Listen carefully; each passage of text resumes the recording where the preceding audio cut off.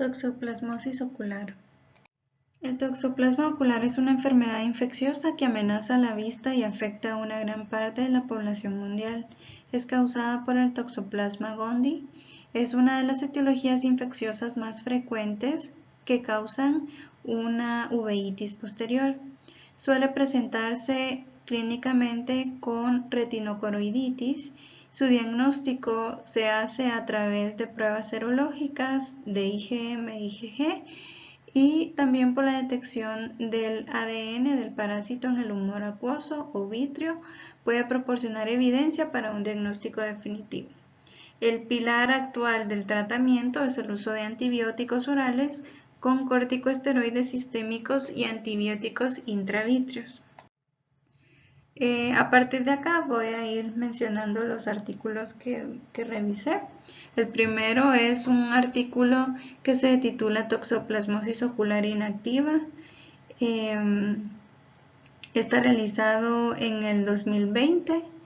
Esta pues era una presentación de un caso de una paciente femenina de 21 años de Venezuela con toxoplasmosis ocular inactiva y astigmatismo miópico compuesto. Tenía una agudeza visual en el ojito derecho, cuenta dedos a 1 metro y ojito izquierdo 20/70, con corrección en el ojo derecho 20/200 y el ojo izquierdo 20/20. Una presión del ojo derecho en 15 y el ojo izquierdo 12. Al examen físico presentaba córneas claras, un cristalino translúcido, el fondo de ojo del ojo derecho tenía un nervio óptico redondo, rosado, excavado al punto 35 milímetros, tenía un rodete neural conservado, vasos de emergencia central, una cicatriz macular pigmentada de 4 áreas de disco con atrofia y múltiples lesiones pigmentadas de 1/8 de diámetro, de bordes definidos que acompañaban a las arcadas vasculares temporales sin vitritis. El protozoario intracelular Toxoplasma gondii, transmitido vía transplacentaria, produce toxoplasma congénita, la cual se va a caracterizar por presentar manifestaciones oculares como corioretinitis. El diagnóstico que se utilizó para ella fue una patología ocular inactiva basada en hallazgos clínicos como una cicatriz inactiva junto con la serología positiva de anticuerpos IgG contra toxoplasma. El artículo 2 se titula Situación actual de toxoplasma congénita ocular en Ecuador. Esta revisión fue publicada por Repositorio Digital Universidad Internacional SEC. Pues el objetivo de este estudio era determinar la prevalencia de los casos de toxoplasmosis congénita ocular en la población de Ecuador durante el año 2018-2022. Ellos utilizaron métodos como prismas para guiar la revisión sistemática, diagramas de flujo para el seguimiento del proceso de selección de estudios y fichas de lectura crítica para clasificar los artículos. Utilizaron criterios de inclusión como investigaciones de los últimos 5 años, artículos científicos con información relevante sobre nuevas investigaciones en toxoplasmosis congénita y ocular, y ellos llegaron a la conclusión de la importancia de considerar múltiples factores al estudiar la prevalencia de toxoplasmosis, incluyendo los hábitos alimenticios, contacto con animales, condiciones ambientales. El diagnóstico y tratamiento de la toxoplasmosis debía ser abordado con perspectiva multidimensional, dado que el impacto de factores biológicos y epidemiológicos se manifiestan en la enfermedad. Esta información para ellos fue crucial para diseñar estrategias de prevención y control en poblaciones vulnerables, especialmente en regiones con alta variabilidad de la prevalencia de la infección. El artículo 3 se titula Tratamientos alternativos para la toxoplasmosis ocular. Esta fue publicada en el año 2020 y el objetivo de este estudio era revisar la literatura científica de los tratamientos recomendados para la retinocoroiditis o corioretinitis toxoplásmica. Entonces ellos realizaron una búsqueda en base de datos como Medline y Lilacs y utilizaron palabras clave para buscarlos como retinocoriditis, toxoplasmosis y tratamiento, y también las traducciones al inglés. Ellos seleccionaron trabajos desde el año 2010 al 2020 y obtuvieron resultados de 612 artículos, pero solo 7 de ellos fueron elegidos para la evaluación integral. Los parámetros que analizaron en este estudio fue la mejora de la agudeza visual corregida, el número de recurrencias y los efectos adversos. Entonces ellos encontraron que los esquemas terapéuticos presentaron mejora en la agudeza visual corregida, pero no evidenciaron superioridad respecto al esquema estándar o al placebo. La trimetoprim y el trimetoprim y sulfa demostraron gran eficacia en evitar la recurrencia de las lesiones, y el esquema tradicional de piremetamina, sulfadiazina y la prednisolona fue el único que presentó efectos adversos graves. Entonces, en esta revisión nos encontraron evidencias de que los tratamientos alternativos analizados sean superiores al esquema tradicional o al placebo en cuanto a la mejora de la agudeza visual. El trimetoprim sulfa oral fue capaz de evitar la recurrencia de las nuevas lesiones en un periodo de 3 años, y se recomienda realizar nuevos ensayos clínicos aleatorios con seguimiento a largo plazo para confirmar estas cuestiones. El artículo 4 es de la revista de Ciencias Médicas Pinar del Río.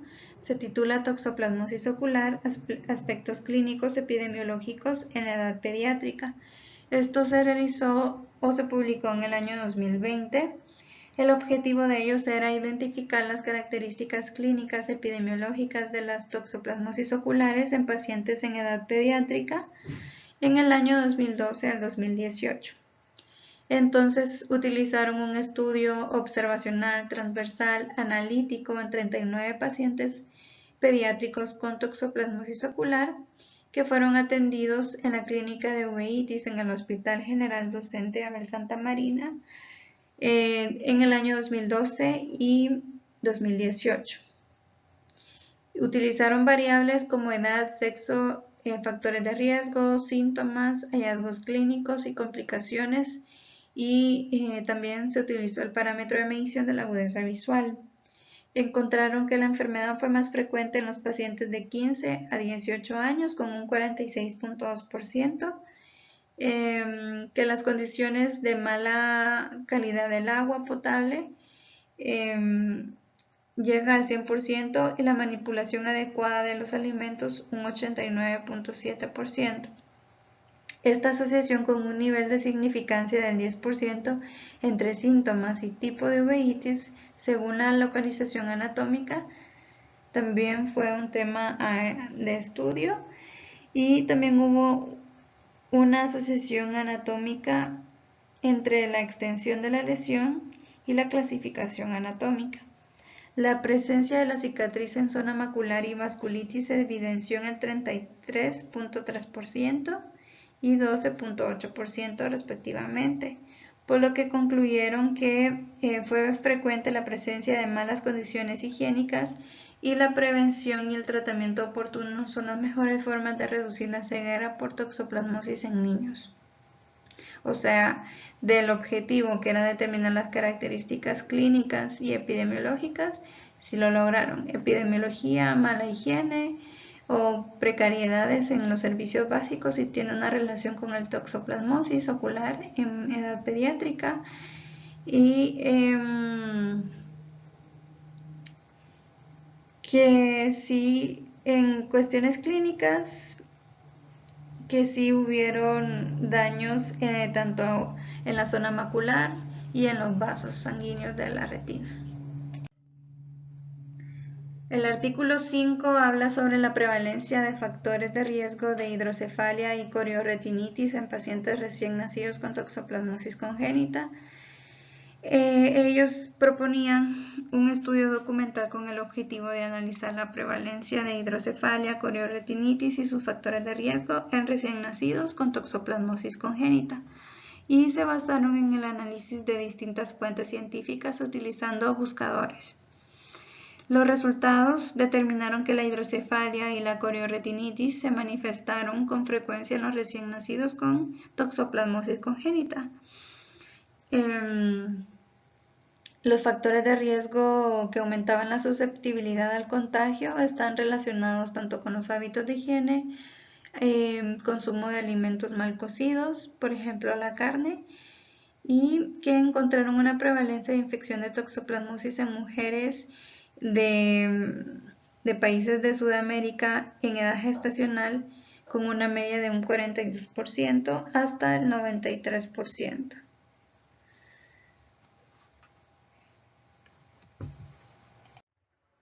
El artículo 6 se titula Retinocoroiditis toxoplasmática y la evolución del resultado visual en pacientes inmunocompetentes, publicado en el año 2021 por la Revista Cubana de Oftalmología. Ellos buscaban determinar la evolución del resultado visual en los pacientes con toxoplasmosis ocular activa. Para ello utilizaron una investigación, un estudio observacional prospectivo longitudinal y en el cual detectaron 101 pacientes inmunocompetentes con toxoplasmosis ocular activa. Esto lo desarrollaron en el Hospital General Docente Abel Santa María desde enero del 2012 hasta diciembre del 2018. Evaluaron varias variables, valga la redundancia, como localización de la lesión, tamaño de la lesión, número de lesiones, episodio, grado de inflamación, comparaciones recurrentes, complicaciones y mejor agudeza visual corregida. Utilizaron análisis estadísticos como por ejemplo el chi cuadrado y otras más, y obtuvieron resultados que según la localización los resultados visuales inferiores que presentaron los pacientes se relacionaban con lesiones en la zona 1 y los mejores resultados de agudeza visual se obtuvieron cuando hubo una afectación en la zona 3. Se mostró una mejor evolución del resultado visual en los que obtuvieron lesiones menores o igual a un diámetro capilar. Existió diferencia estadística entre los diferentes grados de gravedad de inflamación, con tendencia al incremento de la mejor agudeza visual corregida en el tiempo después del tratamiento. Entonces concluyeron que durante la evolución de los pacientes inmunocompetentes con toxoplasmosis ocular activa se logra mejorar la visión. Artículo 7. Fenómenos vasculares en toxoplasmosis ocular. Fue publicado en Argentina en el 2023. Fue una descripción de un caso, esta vez de una mujer de 32 años que acudió por disminución de la agudeza visual en ojo derecho. Se encontraron al examen físico precipitados queráticos, tíndal en la cámara anterior, vitreitis y una lesión hipopigmentada rodeada de una gran zona hiperpigmentada con hemorragias intrarretinales y exudados. Fue diagnosticada entonces como una retinocoroiditis recurrente y tratada con trimetoprim sulfa y meprednisona, resolviendo la retinocoroiditis, pero quedando una extensa cicatriz y hemorragia persistente. 3 meses después, utilizaron una angiografía con fluoresceína y mostraron hipofluorescencias coroideas y vasos dilatadas en el área de isquémica. Se trató la zona de isquemia con fotocoagulación y entonces concluyeron que el caso presentado demuestra que las vasculitis oclusivas, aunque son raras, pueden ocurrir tanto en la toxoplasmosis ocular. Aunque la zona isquémica pueda reperfundirse tras resolver la inflamación, el daño en la capa de fotorreceptores suele ser para siempre, afectando la agudeza visual y el campo visual final del paciente. El artículo 8 se titula Toxoplasmosis ocular con revisión de enfoques, diagnósticos y terapias actuales. El propósito pues era resumir el conocimiento actual sobre las características tanto clínicas, el diagnóstico y el tratamiento de la toxoplasmosis ocular con énfasis en la enfermedad adquirida postnatal. Utilizaron una búsqueda exhaustiva en PubMed y una búsqueda complementaria en Google Scholar. Ellos obtuvieron resultados que la toxoplasmosis ocular es una causa frecuente de uveitis posterior, generalmente manifestándose como una retinocoroiditis. El diagnóstico se basaba en pruebas serológicas y mediante detección del ADN del parásito en humor acuoso o vitrio, y el tratamiento incluía desde tratamientos orales, corticosteroides sistémicos y antibióticos intravitreos, por lo que concluyeron que los avances recientes en diagnóstico y tratamiento han ayudado a prevenir o limitar la pérdida de visión en toxoplasmosis ocular, y se necesitan más estudios para mejorar la comprensión y manejo de esta enfermedad. El artículo 9 se titula Toxoplasma neuroretinitis, publicada en el año 2022. Era una presentación de un caso de un hombre de 29 años que consultó por dolor y visión borrosa en el ojo izquierdo. Fue diagnosticado y tratado con éxito para neuroretinitis toxoplasmática. El examen oftalmológico revelaba una estrella macular notable y el tratamiento por ende fue efectivo, resultando en la recuperación completa de la visión en el ojo del paciente. Y es importante considerar que la toxoplasmosis en el diagnóstico diferencial de la neuroretinitis, especialmente con una historia clínica, es relevante. El artículo 10 se titula Ferroptosis retinal como un mecanismo crítico de inducción de retinocoroiditis durante la toxoplasmosis.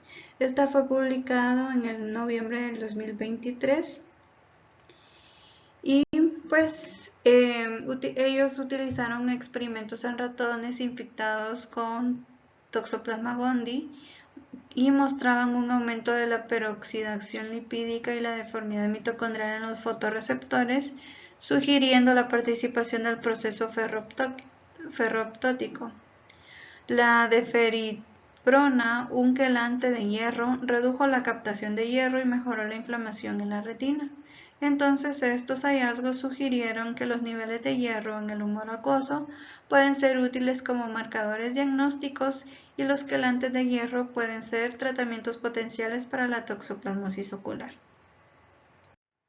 Y pues básicamente esa fue la revisión bibliográfica de toxoplasma ocular. Gracias.